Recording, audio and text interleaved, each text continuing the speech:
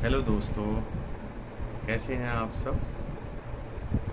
आज मैं श्राद्ध विषय को लेकर के शास्त्रोक्त विचार आपके साथ साझा करने के लिए मैंने ये वीडियो बनाई है। और श्राद्ध क्यों किया जाता है और पितरों को खाने पीने की इच्छा क्यों होती है, बड़ा अजीब विषय है। वेद में मृत श्राद्ध करने के लिए सहस्त्रों मंत्र उसका प्रतिपादन करते हैं। वेद में बहुत मंत्र ऐसे हैं जो बताते हैं कि हमें मृत श्राद्ध करना चाहिए, मृतकों के निमित्त श्राद्ध करना चाहिए।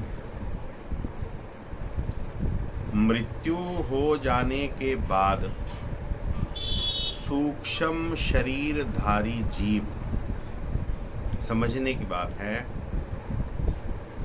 जीते जी खाने पीने के अभ्यास होने के कारण, क्योंकि सारी ज़िंदगी उसने नाना प्रकार की वस्तुओं को खाया है, भिन्न भिन्न प्रकार के जलादि को उसने पिया है, रस पिए हैं, तो उसको एक प्रकृति हो गई उसकी खाने और पीने की।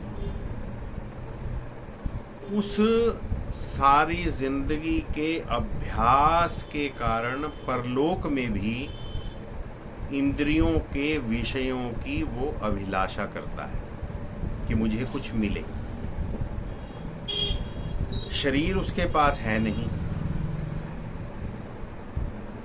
ताकि वो उन वस्तुओं का आनंद ले सके।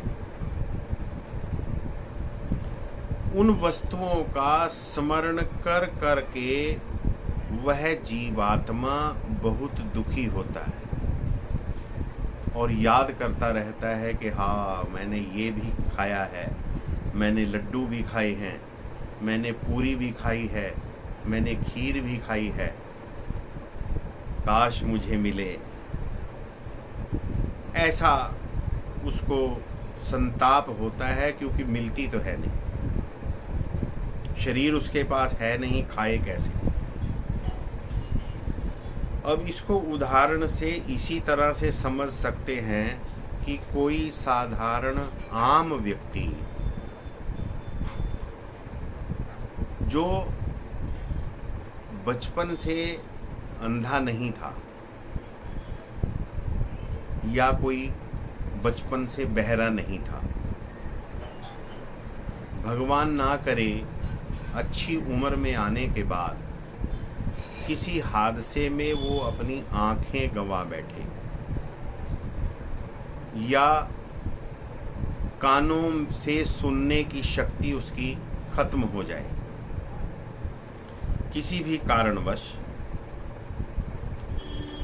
तो भी उसे जिंदगी भर उन चित्रों का, उन दृश्यों का, जो उसने कान से ध्वनियाँ सुनी हैं, संगीत सुने हैं, शास्त्र की स्मृतियों के श्लोक सुने हैं, उन सब का उसको अभ्यास रहता है और उनका एहसास भी होता रहता है कि मैं जब ठीक था तो मैंने ये देखा, मैंने वो देखा, मैंने उसको भी सुना, मैंने उसको भी सुना, काश मैं सुन पाता, काश मैं देख पाता, काश मेरे साथ ऐसा हादसा ना हुआ होता। और ये जो उससे भी उसको बहुत संताप होता है, बहुत दुख होता है। इसी प्रकार जीवात्मा को भी कुछ भी प्राप्त न होने पर और इच्छा शेष रहने पर बहुत संताप होता है। यह अभिलाषाएं, यह इच्छाएं सात्विक, राजसिक और तामसिक 3 प्रकार की होती है।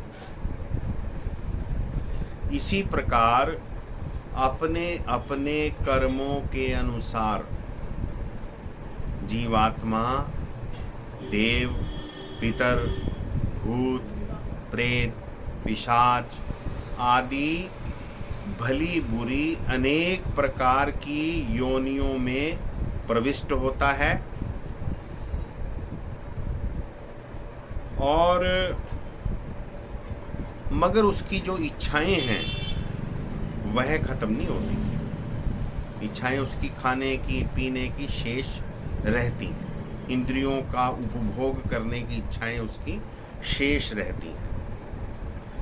परलोकगत जीव को उसके मन मुताबिक खाने पीने की वस्तुएं प्राप्त हों, इसीलिए वेद शास्त्र ने मृतक के निमित्त श्राद्ध करने का विधान कहा है कि मृतक की इच्छाओं की पूर्ति के लिए श्राद्ध करो।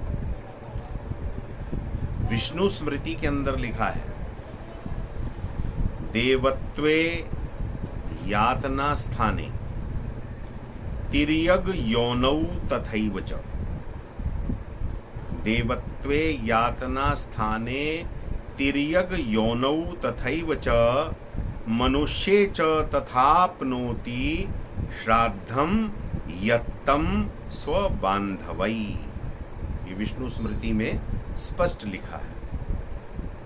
अर्थात देव योनि में, नारकीय योनियों में, पशु पक्षी आदि योनियों में तथा मनुष्य आदि योनियों में भी जो चला गया, अगर इन योनियों में भी पड़ा है तो वह भी अपने बांधुओं द्वारा दिया गया श्राद्ध प्राप्त करता है, उसको प्राप्त होता है। ये विष्णु स्मृति में स्पष्ट लिखा है। इसीलिए श्राद्ध किया जाता है और इसी कारणवश अभिलाषाओं की पूर्ति के लिए जो मृत आत्मा है, पितृ हैं, वो खाने पीने की इच्छा रखते हैं। उनकी इस इच्छा की पूर्ति करना हमारा धर्म है, हमारे पितर हैं, उन्हीं से हमारा वंश चला हुआ है। हमारे फर्ज हैं कि जो शास्त्र ने हमें मार्ग प्रदर्शन किया है, हम उस शास्त्र का अनुकरण करके अपने पितरों के निमित्त श्राद्ध करें। यही मेरा आज का विषय था। श्राद्ध पर जितना बोला जाए उतना कम है, क्योंकि शास्त्रों में शास्त्र के बारे में, श्राद्धों के बारे में बहुत मंत्र हैं, ऋचाएँ हैं और बड़ा उसका महत्व है। आशा करता हूँ आपको ये विषय पसंद आया होगा। शीघ्र ही श्राद्ध के विषय में और वीडियो मैं बनाऊंगा। धन्यवाद।